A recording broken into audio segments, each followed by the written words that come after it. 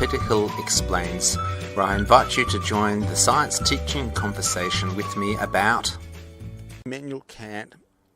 This is a reading from the Stanford Encyclopedia of Philosophy. I don't know if you're ready for this. Well, I am. This is part 3, episode 4, but part 3 of this thing.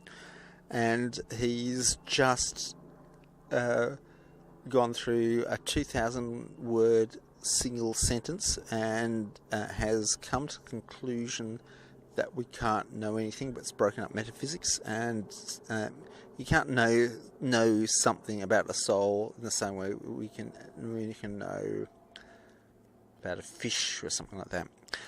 This thing is called transcendental idealism. My goodness, that would get me running a mile away if someone said, "Look, I've got some transcendental idealism for you." I'd be just running a mile. Perhaps the central and most controversial thesis of the critique of pure reason is that human beings experience only appearances, not things in themselves, and that space and time are only subjective forms of human intuition that would not subsist themselves if it was not for the if one were to abstract from all subjective conditions to human intuition. Kant calls this thesis transcendental idealism. Whoa, let's try and work that one out. Good God. Let's try and work this out. Things themselves, because one of his best summaries of it is arguably the following. Okay, strap yourself in. I'm not going to try and do a German accent. Okay, for a big scan, there's 3 sentences. No, 4. I'm wrong here. He's broken. His record hasn't broken.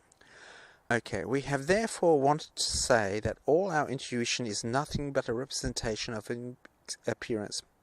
That the things that we intuit are not themselves what we intuit them to be, nor are their relations so constituted in themselves as they appear to us, and that if we remove our subject, or even only the subjective constitution of the senses in general, then all the constitution, all relations to the object in space and time, indeed space and time themselves, would disappear, and as the appearances they cannot exist in themselves but only in us. Stop. Okay. What may be the case with objectives in themselves and abstracted from all this receptivity of our sensibility remains entirely unknown to us. We acquire with nothing except our way of perceiving them, which is peculiar to us, and which therefore does not necessarily pertain to every being, through, to be sure, it pertains to every human being. We are concerned solely with this beautiful sentence. That's 6 words. Space and time are its pure form. Sensation, in general, its matter. We can recognize only the former a priori, i.e., prior to all actual perception, that they are therefore called pure intuition.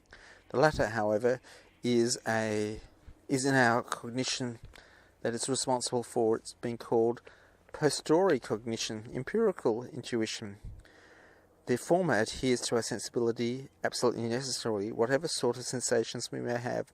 The latter can be different. The end of him.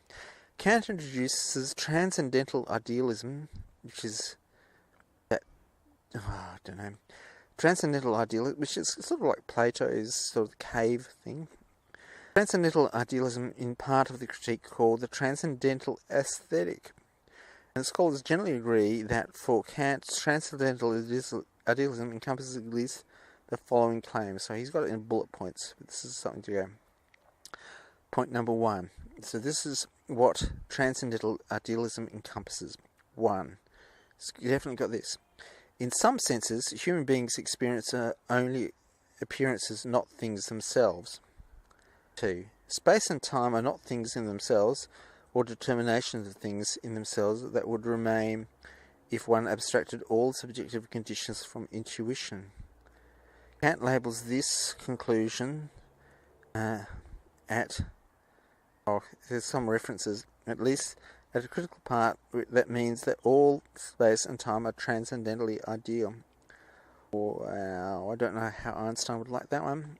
3. Space and time are nothing other than subjective forms of human sensible intuition. Space and time are empirically real, which means that everything, quote, that everything that can come before us externally as an object, unquote, is in both space and time, that our internal intuition of ourselves are in time. Sort of get this, it's got a large, Einstein's space-time has got a lot to say with it, and I think he somehow has put absolute time into all this framework, which is an Newtonian. Okay, but scholars disagree on how to interpret these claims. Well, I would probably disagree, and there is no such thing as I'm not a scholar, and such things as the standard interpretations of Kant's transcendental idealism. Two general types of interpretation have been especially influential, however. This section provides an overview of these two interpretations, although it should be emphasized that much important scholarship on transcendental idealism does not fall neatly into either of the two camps.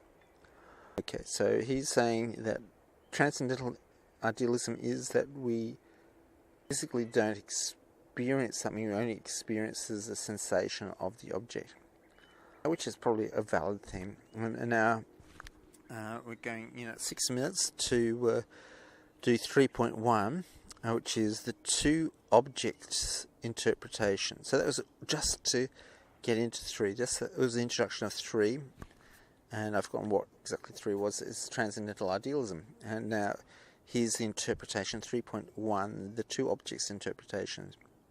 Two objects in reading is the traditional interpretation of Kant's transcendental idealism. It goes back to the earliest review of the critique, the so-called Göttingen review by Christian Garb and J.G. Feder, and is the dominant way of interpreting Kant's transcendental idealism during his own lifetime.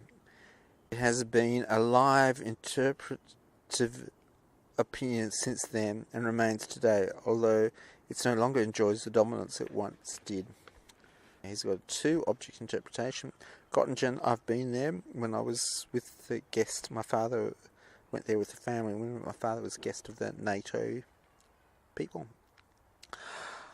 According to the two objects interpretation, transcendental idealism is essentially a metaphysical thesis that distinguishes between two classes of objects: the appearances and things themselves.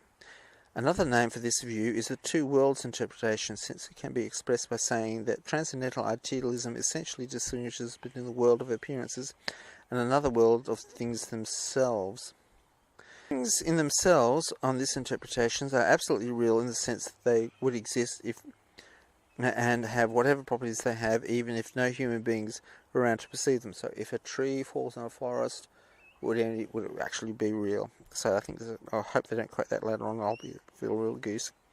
Appearances, on the other hand, are not absolutely real in that sense, because they're fake news. Because their existence and properties depend on human perceivers. Moreover, whenever appearances do exist, in some sense they exist in the mind of the human perceivers. I would say every sense, but whatever they say. So appearances are mental entities and mental representations. This, coupled with the claim that we experience only appearances, makes transcendental idealism a form of phenomenalism on its interpretation, because it reduces the objects to experience to mental representations. All of the experiences, all of the perceptions of objects, and even in the space, even the objects in the events themselves, are all non-spatial and still temporal thoughts, and feelings fall into this class of appearances that exist in the mind of the human perceivers. These appearances cuts us off entirely from the reality of things in themselves, which are non-spatial and non-temporal. I just really think he's in a time before advanced maths myself, my friend. Yet Kant's theory on this interpretation nevertheless requires that things themselves exist, because they must transmit to us sensory data for which we construct the appearance. In principle, we cannot know anything in themselves affect our senses, because our experience and knowledge is limited to the world of appearances constructed by and in the mind. Things themselves are therefore a sort of theoretical posit, whose existence or role are required by theory, but are not directly verifiable. Okay, well, I think if I threw a spear at him, he'd be verifiable, which is, I think, therefore, you cark it. The main problems with the two objects' interpretations are philosophical. Most readers of Kant who have interpreted his transcendental idealism in this way have been often very critical of it, for reasons such as the following. First reason, second reason. Okay, the first reason. Don't like transcendental idealism? I think it would be hard to market if you had to advertise it. You can imagine a jingle for it. Go transcend. Okay, the first reason. First, at best, Kant is walking a fine line in claiming on the one hand that we have no knowledge about things in themselves, but on the other hand that we know that things themselves exist, that they affect our senses, and they are non-spatial and non-temporal. At worst, his theory depends on contradictory claims that we can and cannot know about things in themselves. This objection has influentially articulated by Jacobi when he complained that, quote, we might give it an American accent, without the preposition, I'm sure he's German, of things themselves, I could not enter into the system, but with it I could not say within it. Poor old man. Okay. Second, if you didn't like that one, you've got a second one. So this is the problem, is that if something really doesn't exist, and we know it doesn't exist because it exists, we've got a problem. There's people with a big ute next to us. Second, even if that problem is surmounted, it seemed to me that Kant's theory is interpreted in this way implies a radical form of skepticism which traps each of us within the contents of our own mind and cuts us off from reality. Yeah, okay. So, this is people trapped in, quite happy. Some versions of this objection proceed from the premises that Kant rejects. One version maintains that things in themselves are real while the appearances are not, and hence that Kant's view that we cannot have experience or knowledge of reality. But Kant denies that experiences are unreal. They are just as real as things in themselves, but are in a different metaphysical class. Another version claims that truth always involves a correspondence between mental representations and things themselves, from which would follow, in a way, Kant's view is impossible for us to have true beliefs about the world. Just as Kant denies that things in themselves are only or privileged reality, he also denies that correspondence with things in themselves is the only kind of truth. Empirical judgments are true just in case they correspond with their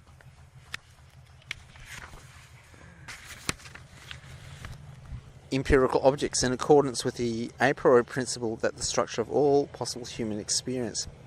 But the fact that Kant can appeal in this way to an objective criteria on empirical truth and internal and experience has not been enough to convince some critics that Kant is innocent of an unacceptable form of skepticism, mainly because his insistence on our irreparable ignorance about things in themselves.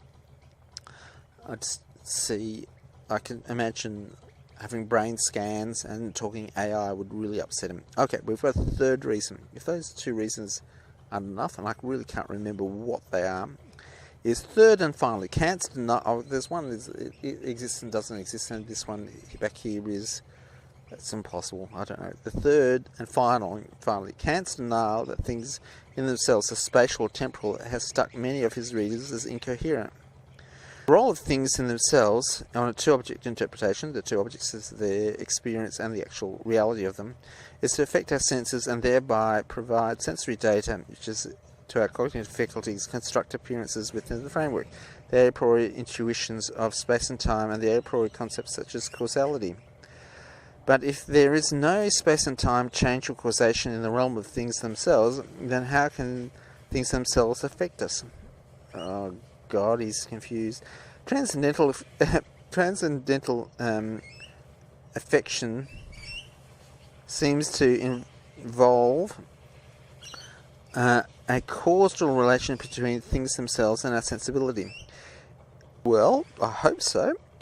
If this is simply the way we unavoidably think about transcendental affection, because we can give positive content to our thought through only by employing the concept of cause, while it's nevertheless strictly false and things in themselves affect us usually, then it seems not only that we are ignorant of how things in themselves really affect us, it seems rather to be incoherent that things in themselves could affect us at all if they are not in space or time.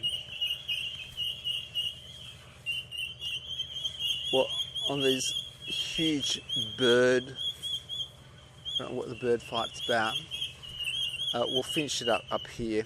I don't know, transcendental idealism.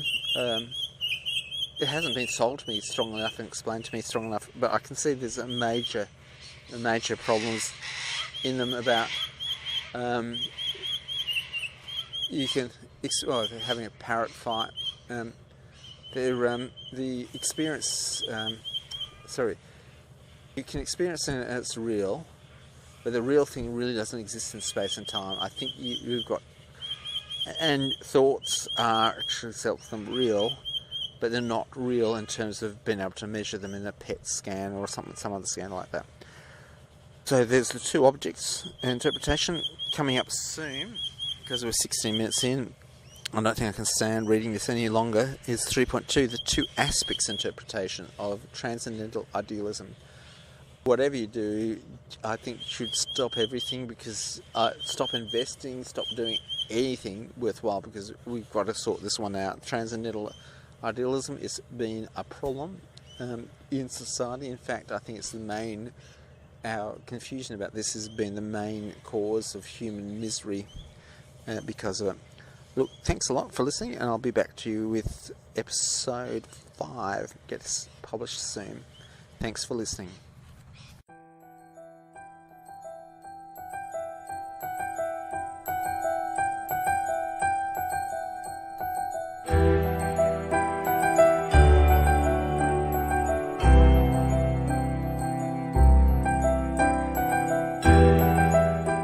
Another podcast, another story comes to a close. It's been a pleasure sharing this moment in time with you. May you discover truly amazing things, understand them, and tell others. Thanks for listening.